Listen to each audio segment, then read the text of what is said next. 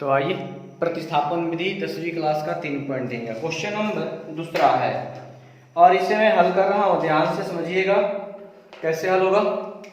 कहीं भी आपको प्रॉब्लम लगे तो कमेंट बॉक्स में जरूर लिखिएगा। ये सवाल है, ऐसे सवालों को हल करते समय आपको ध्यान दिए s माइनस टी बराबर 3, ये समीकरण कितना हो जाएगा एक। इसमें इस तरह का आपको इक्वेशन मिले तो बटा में आपको दिखेगा जब भी कोई संख्या तो बटा का क्या बना दिए जोड़, 2 3 का लघुत्तम कितना होगा 6। इसमें 2 में यह s है, 2 से s में कितना हो गया 2s और 3 से t में कितना हो जाएगा 3t बराबर 6 हो गया। यानी 2s प्लस 3t बराबर 6 का 36। समीकरण कितना हो गया 2। इतना आपको कर लेना है जब भी आपको बटा पे का मिलेगा। तो इसके बाद से हम क्या करते हैं, ध्यान समझिएगा। किसी एक समीकरण से लेते हैं जो आसान दिखता है तो हम हल करते हैं। लिखते हैं समीकरण 1 से। समीकरण 1 में क्या दिया हुआ है s माइनस टी बराबर 3, s बराबर माइनस में है तो क्या हो जाएगा यह प्लस, और इसका नाम हो गया समीकरण 3। इसके बाद क्या होता है, लिखते हैं समीकरण 2 में s का मान रखने पर, और इसमें हम s का वैल्यू को पुट करते हैं, यानी हमारा हो गया 2s प्लस 3t बराबर 36। और इसमें आप s के मान, s का मान कितना है 3 प्लस t, तो s के वैल्यू को हम यहां पर रखेंगे 2 इंटू s का मान यहां पर हो गया 3 प्लस t प्लस 3t बराबर 36। अब इस 2 से हम इसमें अंदर क्या करेंगे मल्टीप्लाई कर देंगे। 3 दूनी कितना होगा 6 प्लस 2 से t में कितना होगा 2t प्लस 3t बराबर 36।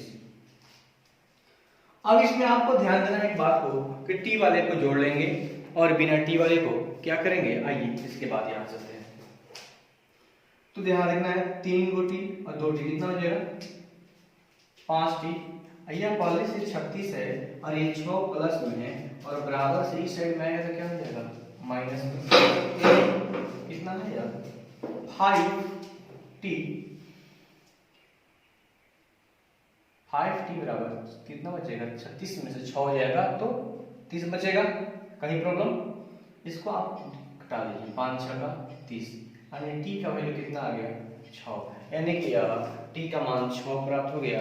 तो इस वैल्यू को हम इसमें रखेंगे, इसमें समीकरण 3 में लिखते हैं। यहाँ पर समीकरण 3 में t बराबर 6 रखने पर हमारे पास यहाँ है ना, इसमें रख लीजिए s बराबर 3 प्लस t, s बराबर 3 प्लस t का मान यहाँ पर 6 है, s बराबर 9। यानी हमारे पास वैल्यू मिल गया किसका t का और s का मान मिल गया, यानी कि लिख देंगे यहाँ पर ध्यान दीजिएगा कि t बराबर कितना आ गया 6 और s बराबर कितना आ गया 9। इस प्रकार से ये सवाल आपका समाप्त हुआ। तो इस तरह से आपको अगला वीडियो भी प्राप्त होगा जिसमें आप देख सकते हैं कि आपका वैल्यू क्या क्या है। तो क्वेश्चन नंबर 3.3 का है, ध्यान समझिएगा। ये क्वेश्चन नंबर तीसरा है 3.3 का, और इस तरह के क्वेश्चन में बहुत आसान तरीके से बनेगा, ध्यान समझिएगा। ओनली सलमय कर रहा हूं 3x माइनस y बराबर 3, समीकरण 1 हो गया। इसमें से देखिए यहाँ भी 9 है, यहाँ 3 है, यहाँ 9 है, यानी 3 के पारा में मिल सकता है। तो 3 के पारा में मिल सकता है तो ध्यान समझिएगा 3 के पारा में क्या 3 इसमें से कॉमन लीजिए तो 3 का 9, 3 एकम 3 बराबर 9, 3 का 9 कट गया, क्या बच गया 3x माइनस y बराबर 3। समीकरण कितना हो गया 2। दोनों समीकरण क्या सेम है। जब दोनों समीकरण आपका सेम है तो इस स्थिति में आपका एक ही हल प्राप्त होगा। देखिए कैसे सॉल्व लिखेंगे, समीकरण 1 से या 2 से, क्योंकि दोनों का वैल्यू समान है कि नहीं, समान है। जब दोनों का वैल्यू समान हो जाएगा इस स्थिति में देखिए 3x माइनस वाई बराबर 3 माइनस वाई बराबर प्लस में है, इधर आएगा तो माइनस 3x। इस माइनस को खत्म करने के लिए इसमें से माइनस कॉमन करते हैं तो ये प्लस में है तो क्या हो गया माइनस, ये माइनस में है तो क्या हो गया प्लस, कैंसिल हो गया। यानी y सजा लीजिए, सजा कर पढ़ लेते हैं ना अकॉर्डिंग, पढ़ लीजिए 3x, अब बाद में क्या होगा -3। यही आपका आंसर हो जाएगा, क्योंकि इसका x और y का वैल्यू निकलेगा नहीं, प्राप्त नहीं होगा और वाले 0 हो जाएगा। तो इस प्रकार से ये क्वेश्चन आपका था समाप्त हुआ। अब देखिए 3.3 का चौथा नंबर क्वेश्चन, इसको मैं हल कर रहा हूँ। आप बहुत से बच्चे इसमें डरते हैं पॉइंट को लेकर के, क्योंकि इसमें पॉइंट दिया गया है ना, इस पॉइंट को हटाते थे एक संख्या 2, ये 0 पॉइंट हटाने पर 10 हो जाएगा। इसका भी पॉइंट हटा लीजिए, इसका भी पॉइंट हटा लीजिए, इसका भी पॉइंट हटा लीजिए। 10 का लघुत्तम कितना होगा 10 ही होगा, बच गया 2x प्लस 3y बराबर 13/10। ये 10 कैंसिल हो जाएगा, कितना बच गया 2x प्लस 3y बराबर 13। समीकरण कितना हो गया 1 हो गया, कोई दिक्कत। इसी प्रकार से इसमें भी हल होगा, 10 का लघुत्तम 10 हो जाएगा, 4x 5x 23/10 ये कैंसिल हो गया, 4x प्लस 5x बराबर 23। समीकरण कितना हो गया 2 हो गया, तो समीकरण 1 हो गया और एक कितना हो गया समीकरण 2।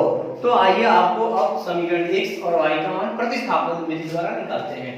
तो प्रतिस्थापन विधि सबसे इंपॉर्टेंट विधि है, तो लिखते हैं समीकरण 1 से, और इसमें हम समीकरण 1 को कैसे हल करेंगे ध्यान से समझिएगा। 2x प्लस 3y बराबर 13, यह प्लस में बराबर को साइड में ले जाते हैं, 3y बराबर 13 माइनस 2x, यह वैल्यू गुना में है तो कहां चला जाएगा भाग में हो जाएगा, बटा में 3। इसका हो गया समीकरण कितना हो गया 3 हो गया। कोई प्रॉब्लम? अगर कहीं प्रॉब्लम आपको दिखे तो जरूर हमको बताइएगा। इसके बाद हम क्या लिखते हैं कि समीकरण 2 में y का मान रखने पर हम इसमें y का मान रखेंगे। हमारे पास क्वेश्चन हो गया 4x प्लस 5x बराबर, नहीं y है ना, मिस्टेक हुआ ध्यान समझिएगा, यहाँ y है, ये भी y है, ये y हो गया 4x प्लस 5 इंटू y का मान यहाँ दिया हुआ 13 माइनस 2x बटा में 3 बराबर 23 हो गया। देखिए 3 और 1 का लघुत्तम कितना हो जाएगा 3 हो जाएगा, 3 से इसमें चरती आई 12x, 1 से गुना में इसमें 5 से 13 बचे 65, 5 दूनी 10x बराबर में 23। क्या इसमें भी कहीं प्रॉब्लम आपको दिख रहा है? अगर थोड़ा प्रॉब्लम होगा तो आप हमको बताइएगा, मैं इस प्रॉब्लम को दूर करूंगा। फिर अगला पॉइंट क्वेश्चन है आपका, इधर थोड़ा सा आइए बाहर इस साइड में, 12x में से 10 घटेगा कितना बचेगा 2x, 65 प्लस 65 और 23 दिया कितना होता है 69, 69 63 का हो गया, गुना हो गया। अब इसमें देखिए 2x 69, ये प्लस में है तो माइनस 65, 2x बराबर 4, दुगनी का 4, x के मान कितना आ गया 2 आ गया। कहीं प्रॉब्लम? तो x का मान तो निकल गया भाई, अब तो निकले इसका y का, किसमें रखेंगे भाई समीकरण 3 में लिखेंगे। समीकरण 3 में x बराबर 2 रखने पर, और इसमें हमारा वैल्यू रखेंगे, इसमें y बराबर 13 माइनस 2x बटा में 3, y बराबर 13 माइनस 2 गुणे x के मान 2 दिया हुआ है 3, देखिए 13 माइनस 2 का 4 बटा में 3 यानी 9 बटा में 3, तीसरी का 9 यानी y का मान कितना आ गया 3। तो आपका x और y का वैल्यू मिल गया। इस प्रकार से पॉइंट वाला सवाल को हल किया जाता है। अगर आपको पॉइंट वाला कोई सवाल मिलेगा तो इसी प्रकार से हल कीजिएगा, इसमें किसी प्रकार का प्रॉब्लम आपको नहीं होगा। अब आपको रूट वाला क्वेश्चन मिलेगा, तो रूट वाला क्वेश्चन को कैसे हल करते हैं, बहुत सारे बच्चे बनाते हैं और डरते हैं कि रूट में दे दिया है अब मैं डर गया। तो रूट वाले क्वेश्चन से आपको डरना नहीं है, बेशक बनाना है। तो ऐसे सवालों को हम इसको समीकरण 1 करते हैं, इसको समीकरण 2 करते हैं और लिखते हैं कि समीकरण 1 से, ध्यान से समझिएगा, √2x प्लस √3y बराबर 0, ये क्वेश्चन हो गया। कैसे इसको हल करेंगे ध्यान समझिएगा। किसी एक वैल्यू को बराबर उस साइड ले जाते हैं, √3y बराबर, यह प्लस में है तो माइनस √2x हो गया, यह √3 मल्टीप्लाई गुना में है तो कहाँ आ जाएगा, भाग में आ जाएगा, माइनस √2 बटा में √3x, और इसका नाम हो गया समीकरण 3 हो गया। अगर इसमें आपको डाउट होगा तो दोबारा आप पूछिएगा, पूछने का तरीका कमेंट बॉक्स। अब लिखेंगे इस वैल्यू को किसमें, समीकरण 2 में। 1 से हल करते हैं तो 3 मिलता है और इसी मान को समीकरण 2 में रखते हैं हम लोग। आइए रखते हैं समीकरण 2 में y का मान रखने पर, अब इसमें वैल्यू कौन रखेंगे, तो आइए हमारा वैल्यू मिलेगा आपको साथ, हमारा y का मान इसमें रखेंगे √3x माइनस √8y बराबर 0, √3x माइनस √8 गुने y का मान दिया है माइनस √2 बटा में √3x बराबर 0, √3x minus minus minus plus 8 गुने 16 बटा में √3x बराबर 0 बटा पे का आपको जोड़ाता होगा, आता है ना। √3 एक एलसीएम कितना हो जाएगा, √3 होगा, 3 का √9x, 16 एकम √16x बराबर में 0 हो गया। अगर आपको इस प्रकार में कहीं डाउट होगा आप हमसे दोबारा पूछिएगा। फिर देखिए 9 का वर्गमूल कितना होता है, 3x, 16 का वर्गमूल कितना होता है 4x, और 3 से 0 मल्टीप्लाई हो जाएगा, 0 का हो जाएगा 0, 4 को 3 को 7x बराबर 0, यह गुना में है तो भागा में, x का मान कितना गया 0। x का मान प्राप्त हो गया तो हम किसमें रखेंगे, समीकरण 3 में। लिखेंगे समीकरण 3 में x बराबर 0 रखने पर, और हमारे पास वैल्यू मिल गया y बराबर माइनस √2 बटा में √3x, y बराबर माइनस √2 बटा में √3 गुने x का मान ध्यान दीजिएगा 0, और इसमें अगर 0 से गुना करेंगे तो आपका क्या होगा वैल्यू 0 ही प्राप्त होगा। इस तरीका से रूट वाले क्वेश्चन को बनाया जाता है। तो आइए फिर नेक्स्ट क्वेश्चन को मैं बता रहा हूं, फिर नेक्स्ट अगले वीडियो में आपको प्राप्त होगा अगला क्वेश्चन। अब पढ़ेंगे बटा पे सवाल रहेगा तो कैसे बनेगा। एक क्वेश्चन था, मैंने बटा पे बनाया था, आपको बताया था। फिर देखिए कैसे होता है हल। तो क्वेश्चन आपका दिया इस तरह से, तो कैसे हल करेंगे। सबसे पहले तो आपको ध्यान से समझना है कि जो बटा पे देगा तो उसको हम बटा पे क्या बनाएंगे, जोड़ बनाएंगे। 2 3 का मतलब एलसीएम कितना होता है 6 होता है ना। 3 का 9x 5 गुनी 10y बराबर -2, यानी हो गया 9x माइनस 10y बराबर 6 गुनी कितना होगा -12। समीकरण कितना हो गया 1। इसमें देखिए 2 3 का मतलब कितना होगा 6, 2 से इसमें 2x प्लस 3 से y में कितना हो जाएगा 3y बराबर 13 बटा में 6 6 कट गया कितना हो गया 2x प्लस 3y बराबर 13। समीकरण कितना हो गया 2। इस तरीके से आपको करना है, बस बाकी तो बनाने जानते हैं आप। समीकरण 1 से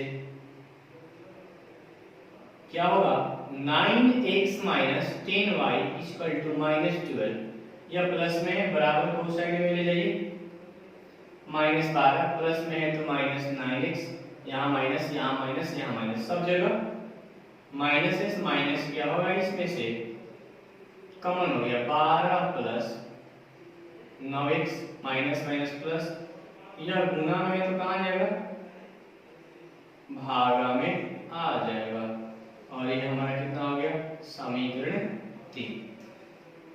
अब इसमें क्या करेंगे समीकरण 2 में रखेंगे, लिखेंगे समीकरण 2 में y का मान रखने पर, और मान भर दीजिए समीकरण इसमें। देखिए 2x प्लस 3y बराबर 13, 2x प्लस 3y का मान 12 प्लस 9x बटा में 10 बराबर 13। कोई दिक्कत? इसमें भी वही बात, 10 एक से 10 से होगा ना, 10 से 10 दूनी 20x, x होगा बढ़ती है 36, और कितना हो जाएगा 9 तिया 27, x बराबर 13। इसके बाद ध्यान से समझिएगा, जोड़ लीजिए, एक सवाल एक 27x और 20x, कितना हो जाएगा 47x प्लस 36 बराबर 13 दाम में कितना हो जाएगा 130। 47x बराबर 130, ये प्लस में है तो माइनस 47x, 36 आएगा इधर। 47x और कितना बचेगा 94, यह गुना में है तो कहाँ आ जाएगा भागा में। 47 दूनी कितना होता है 94, x का मान कितना मिल गया आपके पास 2, x का मान मिल गया ना। अब x की वैल्यू को कहाँ रखते हैं समीकरण 3 में, लिखेंगे समीकरण 3 में x बराबर 2 रखने पर वैल्यू को रखिए इसमें, y बराबर 12 प्लस 9 गुने 2 बटा में 10, y बराबर 12 प्लस 18 बटा में 10, y बराबर 30 बटा में 10, बचती आई 30, y का मान कितना मिल गया 3। तो इस तरीका से सारे सवालों को हल करेंगे हम लोग। तो इस तरह से आपका लगभग एक प्रश्नावली 3.3 का पाला का 6वां सवाल समाप्त हुआ। फिर अगला क्वेश्चन मिलेगा अगले वीडियो में, तब तक के लिए धन्यवाद।